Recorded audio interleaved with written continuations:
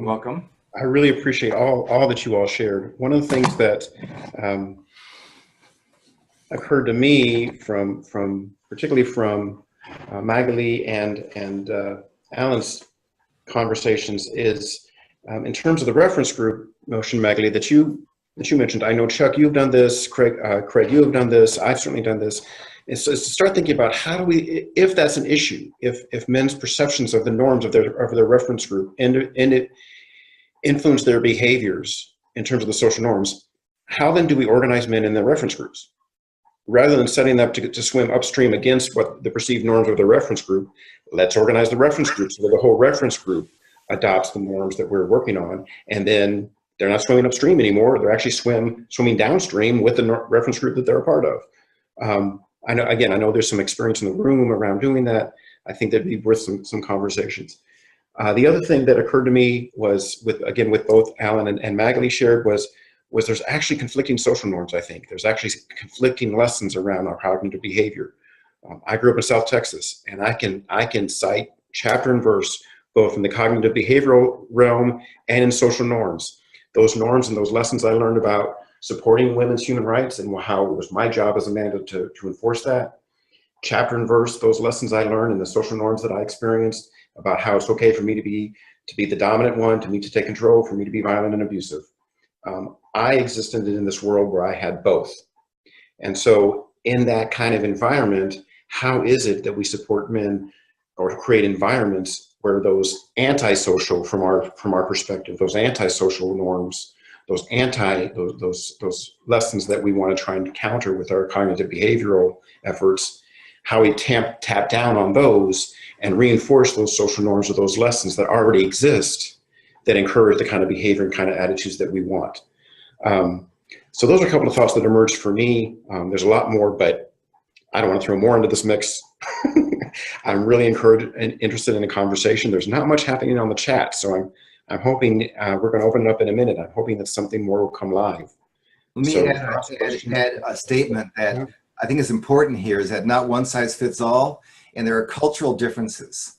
You know, and if I'm a white, university-trained, middle-class person, I have a certain framework and a certain point of reference. It's not the same point of reference to others. And so I just want to state that people need to think in terms of their own frame of reference and to speak for that. Yeah, Russ, I appreciate that observation as well, and that experience growing up in that dichotomy, you know, and I think regardless of what our reference group is, we all seek out that cognitive authority. Who's that person of influence, or those individuals who, you know, I look up to or feel like they are speaking on my behalf, and that is, as Craig said, that's culturally defined. It varies for sure, but I appreciate your comments.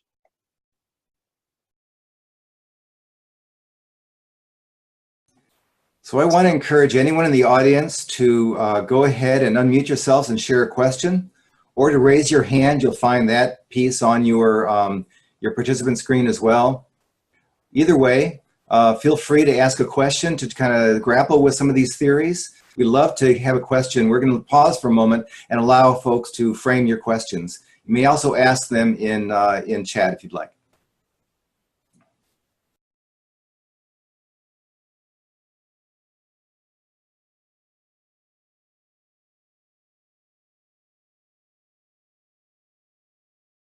Can you all hear me? Okay.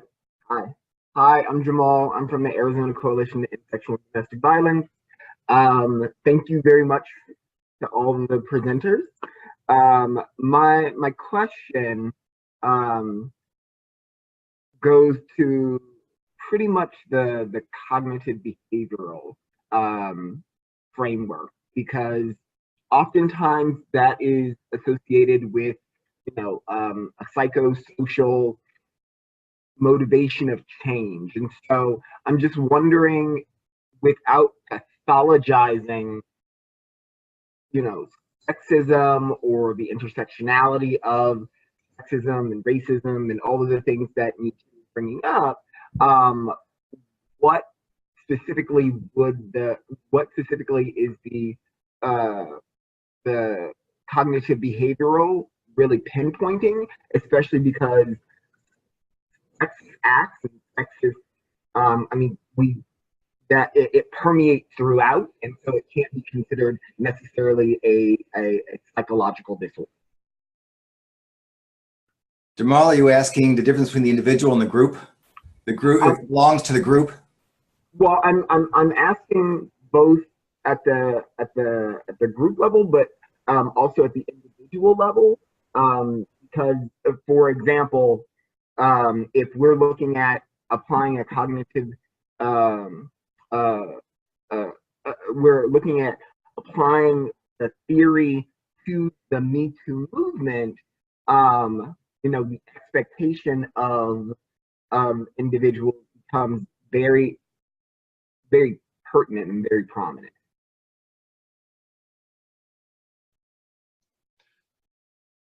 Jamal, thank you. I think I heard I think I understood the question. You were cutting out a little bit on my end, but I guess with the cognitive behavioral things, what I always take from this or have gleaned from this approach as it relates to the individual is that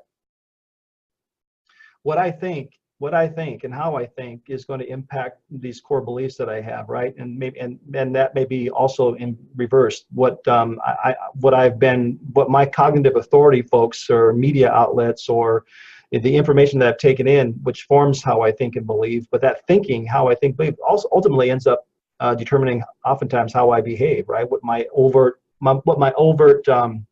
manifestation of behaviors look like, how I treat others, the things I say and do. I mean, so it is very individualistic in terms of, you know, thinking, believing, action. If that, and I think that's what the theory is basically saying, is that my behaviors are basically what I think. So if we can be effective in challenging that thinking, if we can be effective in challenging some of those beliefs that are deemed to be that promote inequality, that promote sexism, that promote racism, that promote any type of marginalized group and continuing to harm them, then I think we're headed in the right direction under that theory. I would add to that, and Alan, I want to check myself because you're the expert on cognitive behavior, but I would add to that as a way of thinking about how to effectively engage men and support men to step into these roles. I know from my own experience in those early days, I needed some of those really practical steps around how to do this, and then some support around reflecting back. I wasn't prepared to necessarily reflect on my own. I was just kind of figuring this out on my own. I needed some support of the folks around me to reflect back on, so what are the lessons I'm learning about stepping into this role of baby ally, or emerging ally, or whatever the languages I was. I think one of the values I see in cognitive behavior, and again, Alan, I want to check with you as the expert on this, is as folks start that process of becoming an emerging leader or an emerging ally in this work, how do we step up our organizing, our mobilizing efforts that kind of apply some of that cognitive behavioral theory to those efforts, if that made any sense. May I just jump in, Alan, 1 second? I think what's interesting is that what Jamal was saying, that the cognitive behavior, social cognitive behavior, is useful once you have the folks in the room. If you have a group, if you decided that you're going to work in small groups or whatever, and you apply that, what we found out, working with issues like gender more broadly, that if you want to take to scale some of the changes, you need to think about other strategies. And then you don't know what those strategies are or how they're going to work. And we've seen over and over that those things that work in small cohorts with individuals don't translate automatically to a large scale. When you're dealing with large scale, you need to consider those other layers like the social norms. Just, I don't want to take over, but just to give you a quick example that it is what the professor deals with, and it's something completely different than men, but it's interesting for us to think.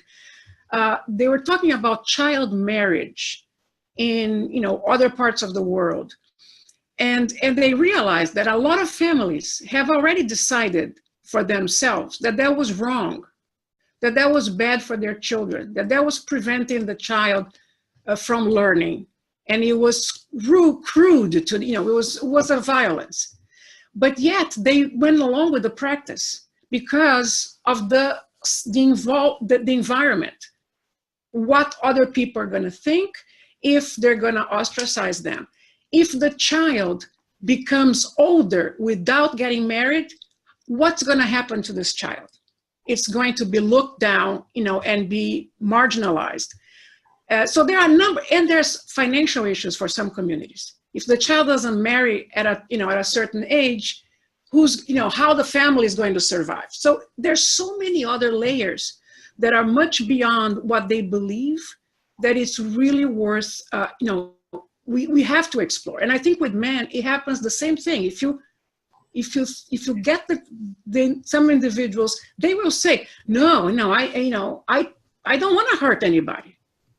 But then they feel that, if they perceive that, let's say, to keep with the male-female, that a woman is humiliating them in public because she said something that denigrates his manhood, he feels that if he doesn't say something or do something radical, that the reference group, even if the reference group is not present, but if the reference group finds out that he let that happen without reacting, he is going to be, judged by the reference group. So there are all these other layers that I think it's fascinating. But I think you and I and all of us have seen that play out in reality. But I think that now there's a tool of how to design questionnaires or how to design focus groups if you want to advance that knowledge, and then be able to bring it back to folks and say, here's what you all are saying. So, I think it's much more powerful once you want to get to a larger scale. Sorry for the long reply. I think this may go into what Chuck is about to say. And Chuck, I'm going to recognize you here in a minute. But one of the things that I struggle with in terms of social norms theory, and it's one that I really like, is given the array of messages and support and privilege that men receive around perpetrating violence and maintaining our authority, I'm struck at why it is all of that evidence suggests that the incidence and prevalence of male violence should actually be significantly higher than it is. Given the fact that we're swimming in a sea of male supremacy and all the privilege that we receive, why is it that only somewhere between 1 in 4 and 1 in 3 men perpetrate? Seems to me it should be like 2 out of 3 or 3 out of 4. And so that suggests to me that there's some kind of counterbalance that already exists that we need to figure out how to magnify and exaggerate. And Chuck, I know you had your hand raised, so I'm going to defer to you. Well, it's just always amazing because there's so much to say, right? So much response. One thing that I think is often missing in the conversation is privilege and male privilege. And that was one of the primary stoppers for me. That my compassion, did I care about women's lives? And then my compassion collided with my male privilege all the time. And all over I live with concern that conversation is not as prevalent in many ways as it could be. Can you still hear me? Okay, thank you. Regarding expectations of others, I had an aha moment a number of years ago. I can't remember if I was facilitating this conversation or was a part of it, but I was in a college classroom and we divided the men and the women into small groups and said, so what keeps you from challenging male sexism? And then we wrote up on the board what they came up with. And the guys came up with one thing: I'm afraid the other guys won't like me. And the women filled the whole blackboard full of, I'm afraid he's going to follow me out to the parking lot. I'm afraid he's going to attack me. I'm afraid he's going to rape me. I'm afraid I'm going to lose my job. The list went on and on and on and on and on. And I went, oh, okay, all right. I'm worried that the guys are going to like me, and you're worried about where those guys are going to beat you, rape you, and kill you. So there's context here. And so then the question is, am I willing to give up my privileges, use a privilege I can't give up because I'm a white guy, to dismantle patriarchy, racism, all the systems of oppression? And am I willing to contextualize the fact that, okay, I'm uncomfortable and I'm going to challenge men, and they're going to be uncomfortable and they're friends of mine. Am I willing to do that? Because one of the things about this is that if I do that, they're going to challenge me the next time I make the sexist comment or the rape joke, right? Am I willing to give that up? If I talk to other guys publicly about stop using porn, then I'm going to have to stop using porn. Otherwise, I'm going to be seen as a major hypocrite. So there's also this piece of setting ourselves up for accountability and make it so it costs us more to continue these male cultural norms that are global. Because I have never, and I'll end with this, I've never had, these cultural norms are male cultural norms are global. I've been on the Men Engage Alliance International Board, and I've done international work, and I've never had any problem having a conversation with a man from Cambodia, even if it's through translation, talking about guy stuff. Or a guy from Brazil or Argentina or Japan or Russia or Moldova or Sweden or Canada. So there's a male cultural norm. We're from different parts of the country, different religious beliefs, different ethnic backgrounds, different cultural backgrounds, but there's a male cultural norm of male supremacy and the attendant benefits that come from that. And I think that's where we need to attend, because that in fact is what maintains sex oppression, is self-interest, male self-interest. So anyway, you can see I'm quite passionate about this. Thanks, Chuck.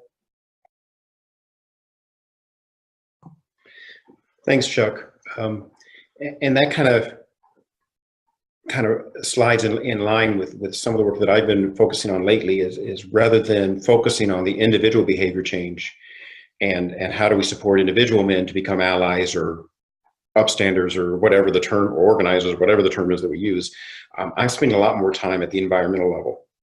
And it doesn't totally go, Chuck, at what you're suggesting, but how do we create environments at the school level, at the church level, at the synagogue level, at the neighborhood level? How do we create environments where men walk into those spaces and the assumption is, here, the assumption is you're going to be an ally.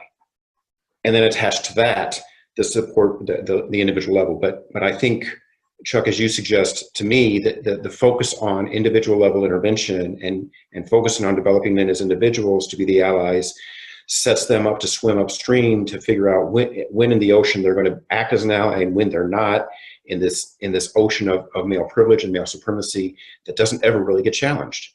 I don't know that the environmental lens is necessarily more effective at that. I think we've done too little. There's too little research at this point to know whether that's a more impactful methodology. But I do know that in my experience, for as long as I've been doing this and doing things like bystander intervention or ally development, and then I see these men go into these spaces where they're absolutely going to get their head knocked off for being the man that I'm asking them to be. And that just seems unfair for me as an organizer. That's just brutally unfair. And I think there's a lot that we've learned from the World Health Organization, the Centers for Disease Control, and community psychology and other spaces that have helped us figure out you can, in fact, do built environment work that works on these kinds of social norms and community values. Tom raised a question on the chat that this conversation seems to be mostly about men. He's curious about what we all think about the nuances when working with boys, say middle school, and also how the intersections of non-privileged identities impact this discussion. That was to everyone, so I'm going to throw that out to everyone and not feel like I am responsible or us as the panel are responsible for answering. But we have about 2 or 3 minutes left before I want to start wrapping it up. Anybody have responses to that question? So what do these theories have in terms of working with his specific example, middle school boys, and how do we apply intersectional theory in practice to this whole conversation?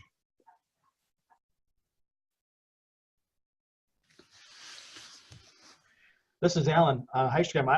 I'm in middle schools a lot and spent 30 some years in the whole grade 6 through 12 arena. Still do. And again, this is so relevant to middle school. They are acting out and imitating, again, going back to that comic strip, they're trying on all different faces of masculinity, the whole continuum, and understand, because there's oftentimes a lack of really good education around gender, and it's getting better, but there is a trend, I think, moving away from this whole talking about the binary as it's the restrictive nature of the binary, and we've been so accustomed, I mean, to talking about male female that that's what we know and what we pass on. But this new generation, they're not necessarily buying all the things that we're selling them around gender, and they're much more they're a lot more empathy, I see. But again, there's still some are still, they still act out and mimic what they believe it is, that how they're supposed to act and behave, and they try that out on each other. Roughhousing, poking, pushing. It's a lot of, and unfortunately, some of our young female middle school students, and I think Amanda, you probably could speak to this more than I.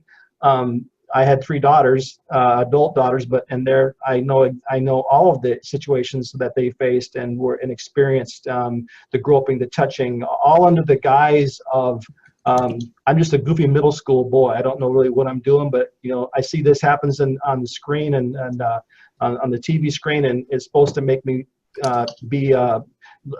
appear better in front of my peers. So again, I think it's a lot of what we're talking about. It's pretty relevant.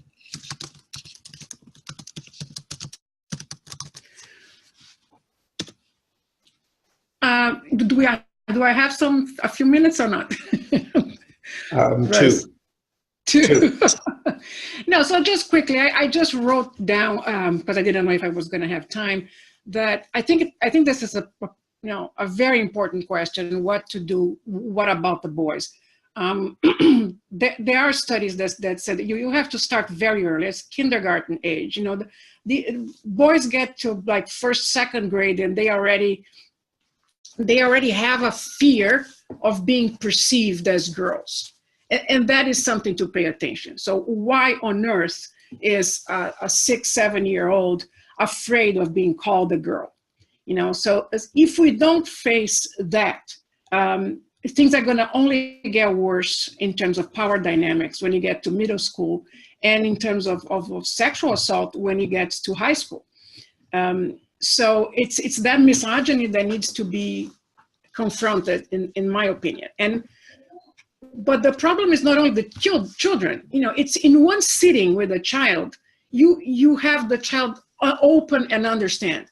But then you need to work with parents, teachers, and everything else around, because the child needs that support. And if that's the reference group for them, if those adults and role models and caretakers continue to reinforce that, yes, you as a boy, you don't want to be mixed up with a girl. You don't want to be called a girl or be perceived as acting like a girl. There you go. Thank you, Russ. I think you raised a good point, Magali, and I have an 8-year-old son, and there is that fear, that trepidation of being called a girl. Now, in our household, girl is a compliment. So, he gets called a girl, I get called a girl. I am the man with dangly earrings and jewelry, after all. Damn straight, girls rock. I'm happy to be a girl today. To me, as much as the question is, how do we teach boys not to get offended when they're called a girl? Which, as people of privilege, we can teach how to sashay around those kinds of alleged put downs. To me, as much of the question is, how do we continue to allow our environments that are adult driven to use girl as a put down? Girl gets used in a put down in spaces where adults are in charge: schools, classrooms, playground, the locker room. Adults are in charge in those spaces. And so, again, for me, with the environmental lens, how do we create the space where girl is no longer thrown around as a put down? And again, I think we've got lessons learned. There's been a lot of movement in terms of racial slurs. There's been increasing movement in the last few years. I'm in Kentucky, so we're a little bit behind, but even in Kentucky, we have taken some significant movements in terms of GLBT slurs, and those being through organizational culture being taken out of the classroom. Girl is still allowed to be used as a slur. That suggests to me we know how to do this. And for whatever reason, we seem hesitant to do it around gender. I am aware of time. We have about 5 minutes left, so I'm going to jump back to Craig, Magali, and Alan, and ask if you all have any last 30-second to 1 minute comments that you want to make before we wrap things up. I just want to say thank you. You don't have anything to wrap up. I just want to say thank you. I really enjoy the collaboration here.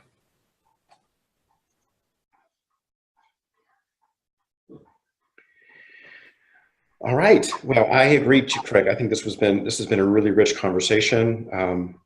Not quite enough time. Lots of really good head stuff. I'm going to want to review this again once it's put on the website. Again, the website is www.namen.menengage.org.